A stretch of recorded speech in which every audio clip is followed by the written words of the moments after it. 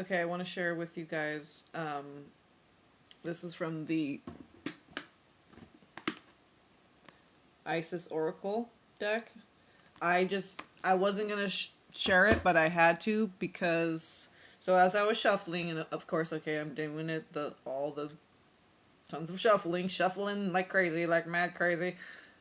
So a chunk flipped out face up. Um, there's like three of them together, but then over here on the right, face up by itself, was this one. Rising Sun, the Divine Solar Child Reborn. Okay, and look at the gold and green. Okay. Isis, gold and green.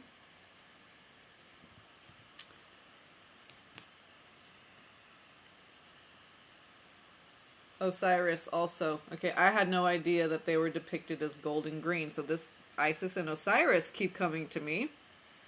Because it's time for the blossoming of the divine feminine and the healing of the divine masculine. Okay, and I'm going to talk about a dream. That's why I'm sharing that card, and then the green and gold coming to me again. So the divine solar child reborn. So this is you coming into your own power when we've gone through all this healing, and it's using this. Was it this card? Is the word restoration. Okay, and this has to do, they mentioned the solar plexus. And watching a sunrise, actually, first light triggers me to wake up a lot, and so I never miss, well, the energy of the sunrise anyway. The actual, like, physical viewing it, maybe not, but... Okay. So... and it talks about doing that, like,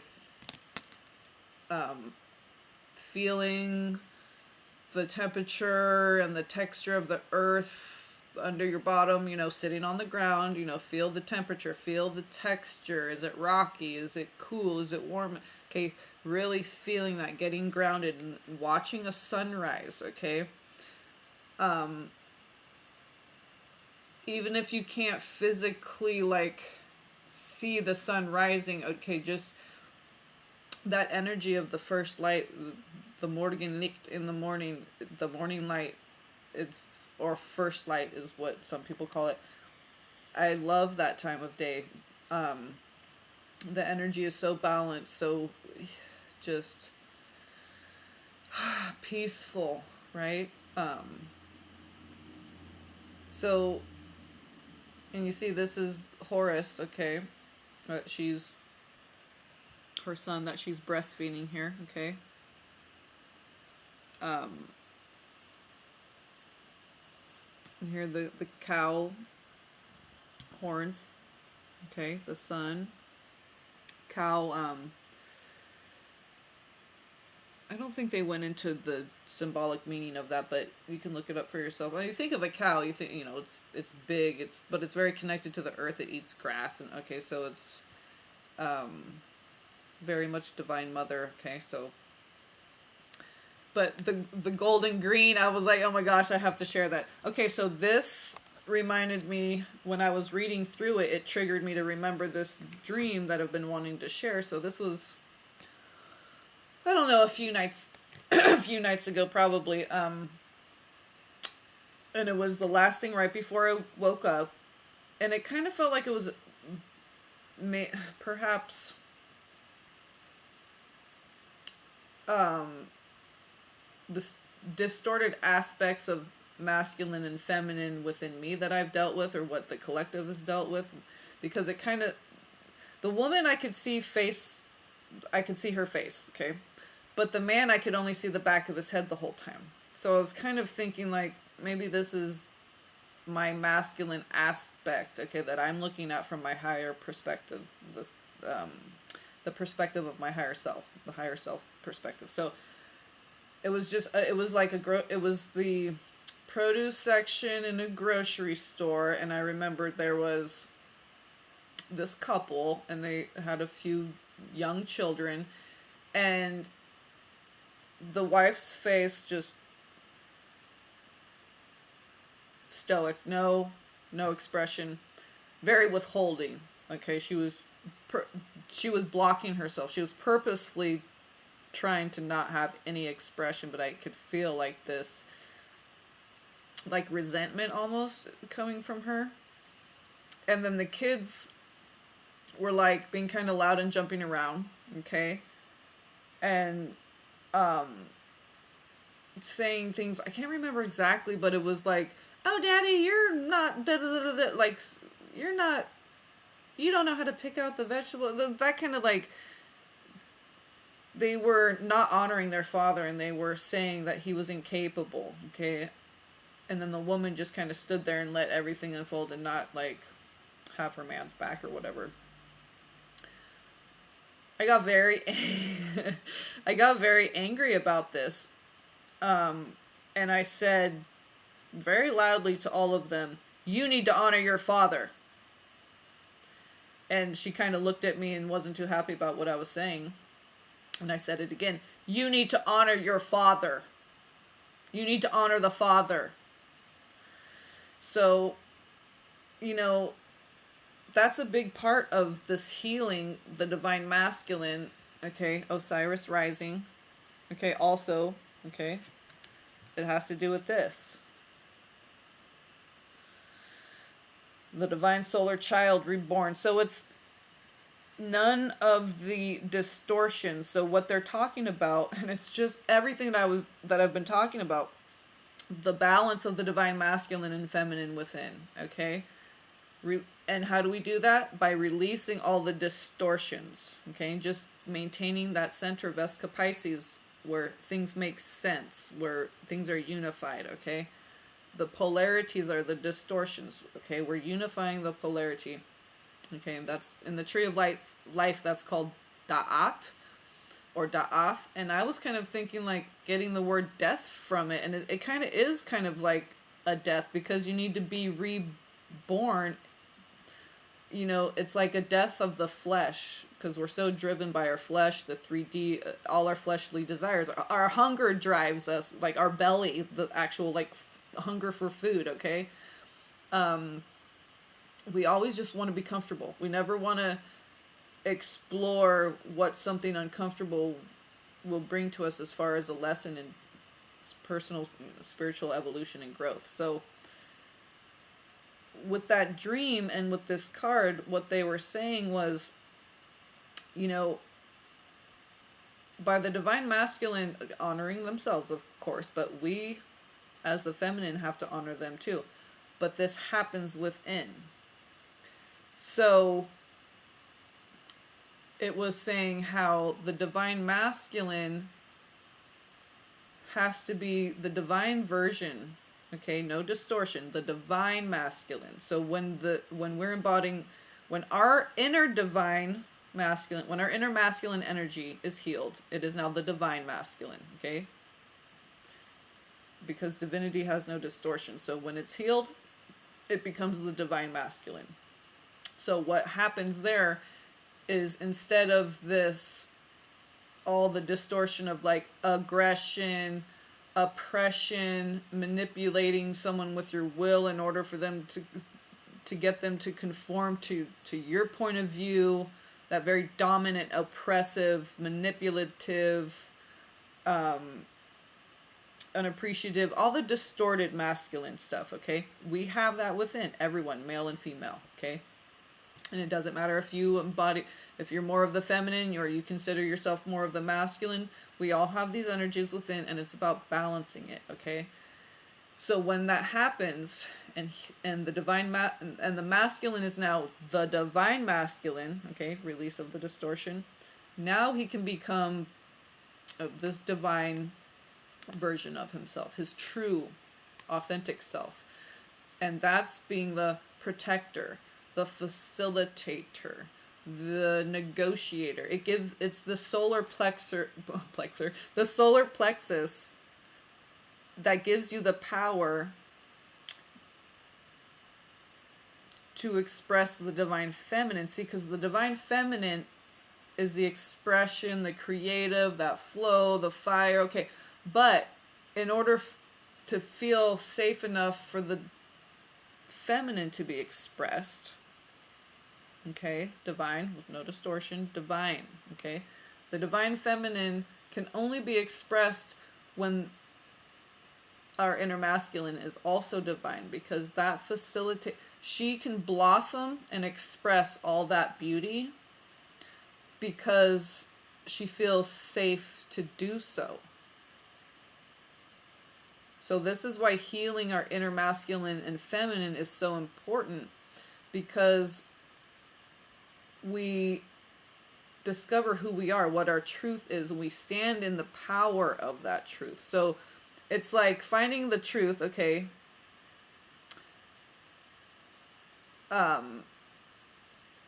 It's kind of like, that's kind of like a feminine, like the wisdom, the hidden knowledge, the heal. Okay, so all that truth that comes in, you can have a gift of healing but not do anything with it because your masculine isn't healed. That gives you the strength and the fortitude, the solidarity, the solidity to go, salinity too, like saline, like salt water. It gives you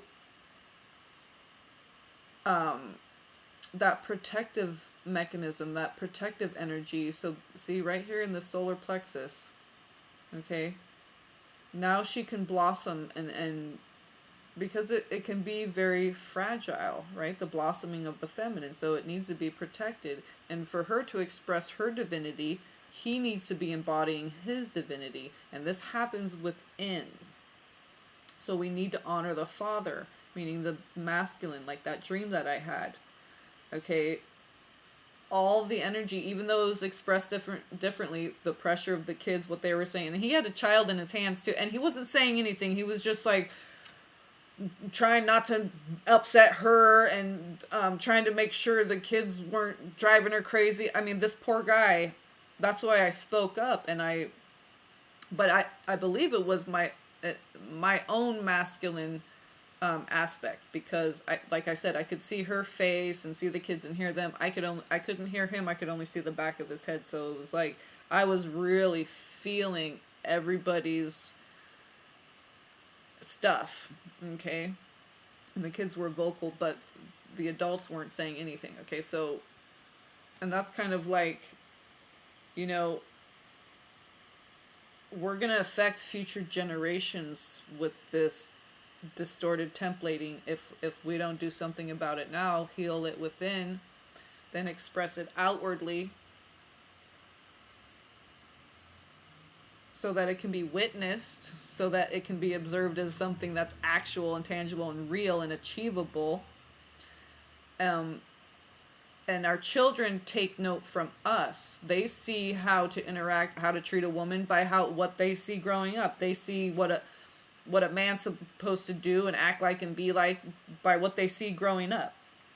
And it's a lot of work to undo all that stuff. So the masculine and his divinity, and the masculine within, okay, remember, it's all as within, so without. So this is happening internally and eternally. So that's what we're doing. We're healing, by healing the masculine within and embodying its divinity. Now it's the divine masculine. Now the feminine feels safe to go for, because she's really the expressive one, right? But we're not going to have that power to express that, because we won't have the protection of the divine masculine energy within facilitating that expression. Okay? You may have to go back and watch this a couple times to understand what I'm saying. For those of you who aren't getting this, but for those of you who are, this is just more confirmation that this is what this journey is, and this is what we're doing. This is what we're trying to achieve, okay? Red, gold, and green.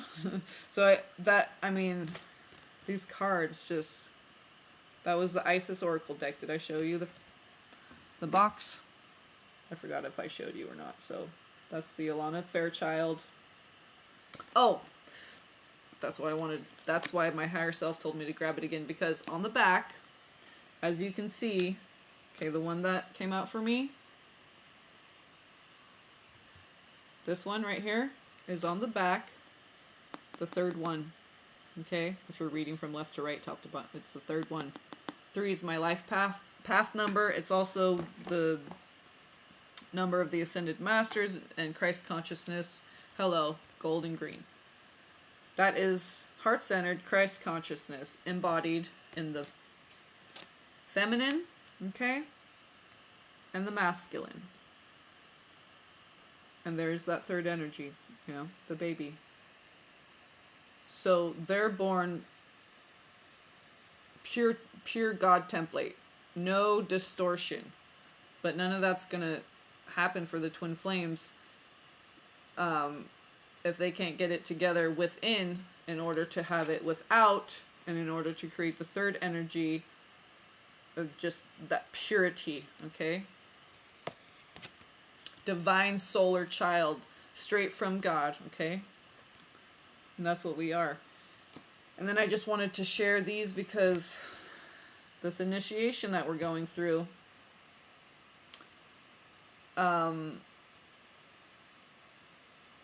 what this was saying was allowing Isis to help guide you through the spiritual testing of Ra, which is the sun god, okay, so because if you let her guide you with her wisdom of the Divine Mother, you won't get burned through the spiritual process, because you literally, your body can burn up the kundalini, rashes, but all kinds of weird stuff, right? Cleaning that, we have to clean all the junk out from, down from the cellular level, the DNA, we got to clean it all out, all the distortion has got to go. So that's the first level of initiation, is to allow the Divine Mother to guide you through this purification by fire, Ra, the sun, okay? And it literally says that in the deck, that's what that means.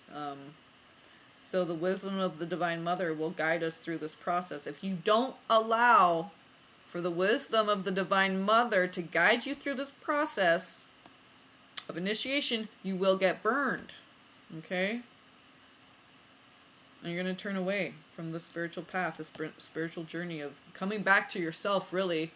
What this whole path is the journey of self-discovery, but it's really, once you come full circle back to yourself, you really realize that it was there all along, but the process was releasing the distortions, okay? Reprogramming, getting back to the God code, factory standard issue, God code template, okay? Bare bones template, no distortion.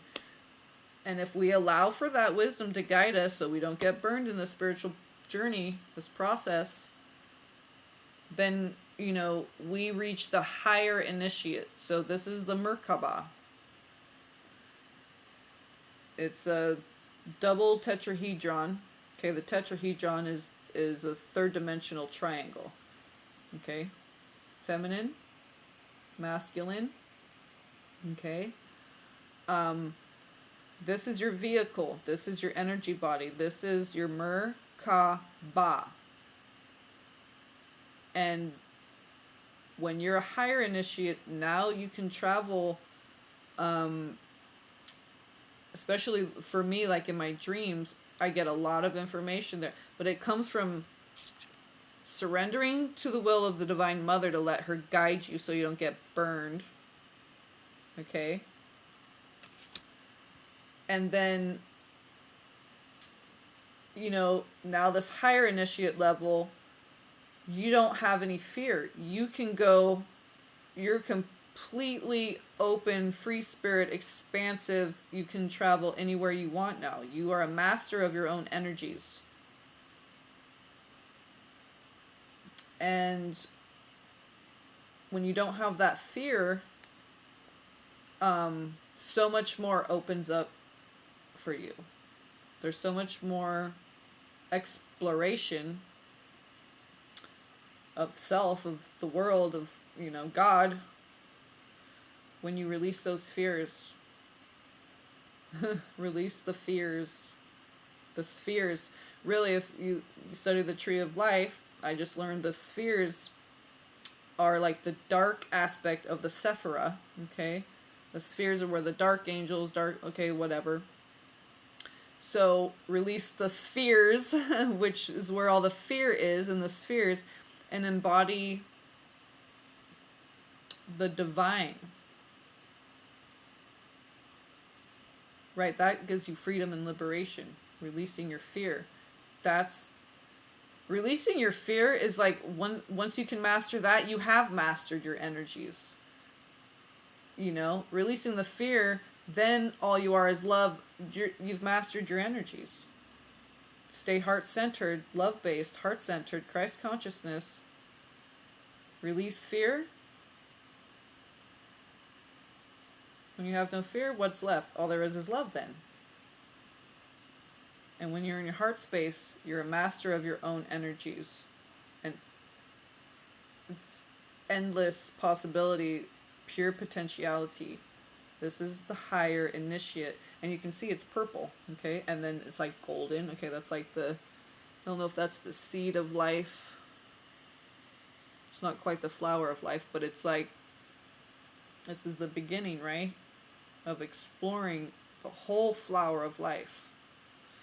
So I just wanted to share that with you guys, and the dream as well. The masculine has felt very incapable, a lot of pressure of this feeling of incapability. So I believe that's what they're healing, and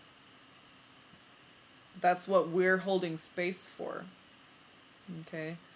And that's going to allow us to blossom even more. And I'm saying this is going on within, okay? So you're not dependent on another person outside of you to do, but it is your mirror, okay? So, but this process, internal alchemy first, okay? That's where it all begins. It all begins with the self. Everything else is just projection, reflection, just like the palace of mirrors and the tree of life. Okay? Keter. That's the pinnacle. That's where God resides. The highest level of God that we know in this existence anyway. It could be the lowest form of God, but as far as what we know right now in this lifetime, that's just pure consciousness. Okay? So that's the 5D, when we're at pure consciousness and we're not attached to our flesh and we're not attached to outcome and all these things, past and future. The Keter is the now. Just pure energy, pure consciousness. Okay? All right, 20-something minutes. We're good. I love you guys. Peace and blessings.